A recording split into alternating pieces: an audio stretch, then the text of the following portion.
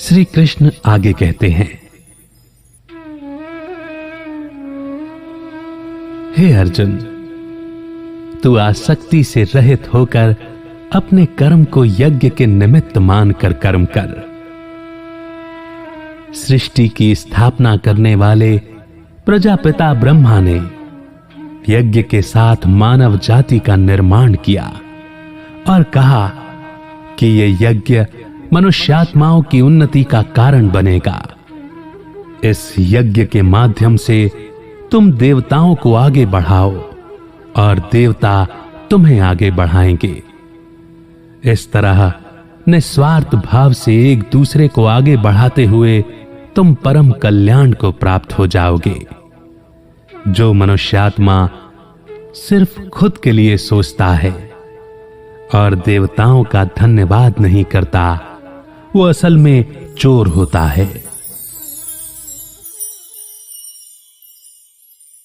यहां यज्ञ का मतलब है कि कर्मों में मनुष्यात्मा का स्वार्थ ना हो, आसक्ति और अहंकार ना हो।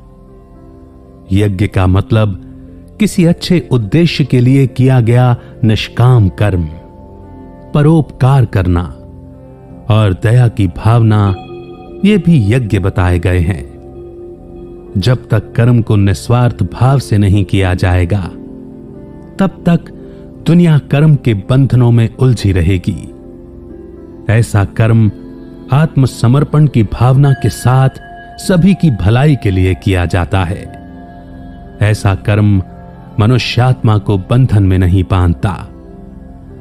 जब सृष्टि के रचयिता ने ब्रह्मा जी के द्वारा ये दुनिया बनाई, तो उन्होंने यज्ञ यानी निस्वार्थ भाव से किए गए कर्म के बारे में बताया और उन्होंने प्रकृति के माध्यम से समझाया, जैसे सूरज और चांद का चमकना, नदियों का बहना, हवा का बहना आदि। ये सभी कर्म बिना किसी स्वार्थ के किए गए बलिदान को दिखाते हैं और बदले में वो मनुष्यात्मा से कुछ भी नहीं मांगते। श्लोक के दूसरे भाग का अर्थ है कि अगर मनुष्यात्मा किसी अहंकार और लगाव के आत्मत्याग की भावना के साथ कर्म करता है, तो उसके लिए कोई भी लक्ष्य हासिल करना असंभव नहीं होता। इस श्लोक में प्रकृति के प्रति आभार व्यक्त करने की सीख दी गई है और प्रकृति के कर्मों द्वारा सीख लेने की भी सीख दी गई है, क्योंकि प्रकृति के तत्व भी इस सृष्टि में अपनी भूमिका निभाते हैं। चाहे कोई शुक्रिया कहे या ना कहे, सूरज तो तब भी उगता है, हवा भी निरंतर चलती रहती है और बारिश भी होती है। लेकिन इस रचना में उनके कर्म के योगदान के प्रति आभार व्यक्त कर मनुष्यात्मा भी अपने कर्तव्य के महत्व को समझने लगता है और खुद को इस रचना में एक सक्रिय भागीदार मानने लगता है। तब जाकर वो धीरे धीरे खुद को उस परमात्मा के वंश के रूप में पहचान पाता है।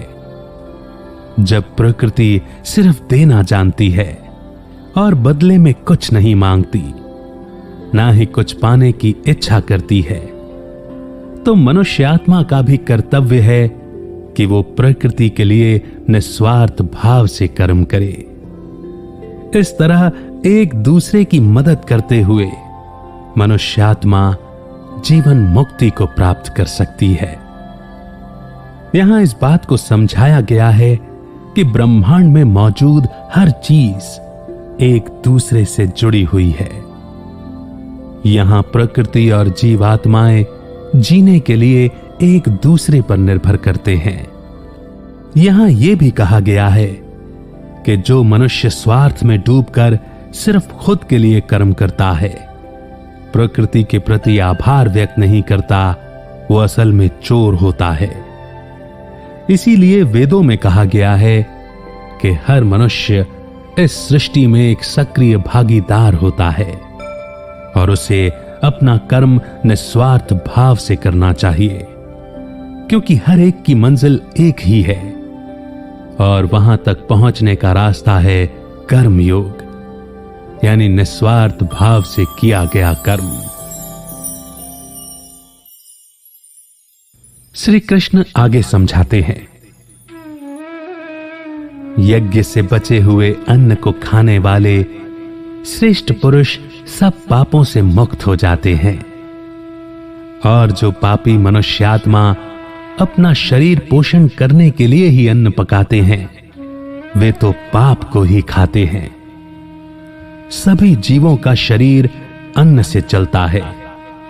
अन्न बारिश से उत्पन्न होता है, त्याग से बारिश होती है, और बलिदान कर्म से जन्म लेता है। ये जान ले कि कर्म वेदों से उत्पन्न होते हैं, और वेद उस अविनाशी तत्व से जिसे परमात्मा कहते हैं। हे पार्थ, जो मनुष्य इस लोक में सृष्टि चक्र के अनुसार नहीं चलता, अर्थात अपने कर्तव्य का पालन नहीं करता और इंद्रियों द्वारा भोगों में लिप्त रहता है, उसका जीवन व्यर्थ है। लेकिन जो मनुष्य अपने असली स्वरूप को पहचान लेता है, उसमें तृप्त और संतुष्ट हो जाता है, उसके लिए कोई कर्तव्य बाकी नहीं रहता। इस लोक में हर जीवात्मा का शरीर भोजन से पोषित होता है। बारिश बीज को पोषक अन्न में बदलने का काम करती है।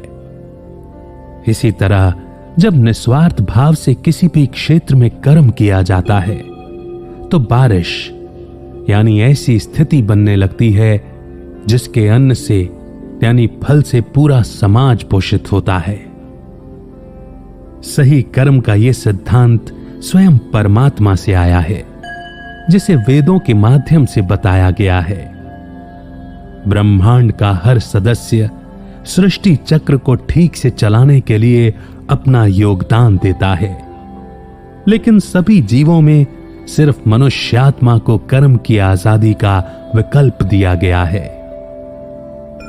कुछ लोग तो अपना योगदान बखूबी देते हैं, मगर कुछ सिर्फ खुद के बारे में सोचते हैं। जब मनुष्यात्मा स्वार्थी इच्छाओं और सुखों में पड़ जाता है, तो कर्म के चक्र में बाधा पैदा होने लगती है। यहां यज्ञ और त्याग परमात्मा और मनुष्यात्मा के बीच के पुल को दिखाती है। यानी इस ब्रह्मांड में हम सभी एक दूसरे से जुड़े हुए हैं।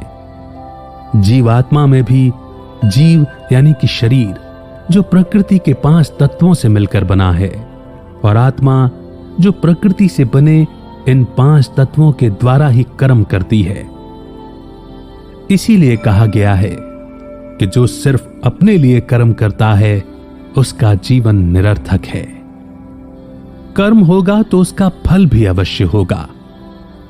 अतीत यानी पास्ट के पाप कर्म आज के दुखों का कारण है, और आज के पाप कर्म ही भविष्य के दुख का कारण बनते हैं।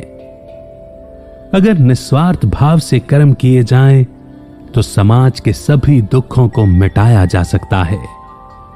इसके विपरीत जो मनुष्यात्मा सिर्फ खुद के लिए अर्थात स्वार्थी उद्देश्य से कर्म करती है, वो पाप कर्म कहलाता है। बिना किसी स्वार्थ भावना के कर्म करने से स्वार्थी जीवन निस्वार्थ जीवन में बदल जाता है, और मनुष्य इस बात को समझने लगता है कि सृष्टि में सभी जीव जीवन जीने के लिए एक दूसरे पर निर्भर होते हैं, यानी इंटरडिपेंडेंट होते हैं। मनुष्यात्मा को उसकी इच्छाएं या कुछ ज्यादा पाने की इच्छा ही बाहरी दुनिया में कर्म करने या एक्शन लेने के लिए प्रेरित करती हैं। लेकिन जो मनुष्यात्मा खुद में पूर्ण होता है, वो खुशी के लिए बाहरी चीजों पर निर्भर नहीं होता। वो अपने अंदर ही संतोष और परम आनंद को अनुभव करने लगता है। इस संतोष और आनंद को अनुभव करने के बाद उसमें कोई इच्छाएं बाकी ही नहीं रह जाती, और जहां इच्छाएं नहीं होती, वहां कर्म के बंधन नहीं होते। एक आम आदमी किसी नुकसान से बचने या कोई फायदा उठाने के लिए कर्म करता है, लेकिन जो मनुष्य खुद में उस अनंत संतुष्टि को महसूस कर लेता है, वो कर्म के बंधन से छूटने लगता है, क्योंकि ना उसे कुछ खोने का डर होता है और ना ही कुछ पाने का अरमान। ऐसी मनुष्य आत्मा अपनी खुशी ढूंढने के लिए किसी दूसरे जीव या संसार की वस्तुओं की खोज में नहीं रहती। यज्ञ अर्थात सृष्टि की पुनर्स्थापना का समय या गीता ज्ञान को सुनने का समय, जब इस ज्ञान यज्ञ में अपनी इच्छाओं की आहुति परमात्मा को अर्पित की जाती है, ये समझ विकसित हो जाती है कि मैं अभिमान का ही दूसरा नाम है। केवल मंदिर का प्रसाद ही प्रसाद नहीं, बल्कि घर पर बनने वाला भोजन वो भी परमात्मा को अर्पित कर, संभव हो तो किसी अन्य के लिए एक भाग अलग कर उस भोजन को प्रसाद रूप में ग्रहण करना चाहिए, क्योंकि गीता ज्ञान परमात्मा के प्रति समर्पण सिखलाता है। तेरा तुझको अर्पण, इस भाव से मैं की बलि चढ़ाना ही सच्चा बलिदान कहलाता है। जबकि परमात्मा अभोक्ता है, तब भी इस मैं का अर्पण, यही भाव परमात्मा को पसंद है।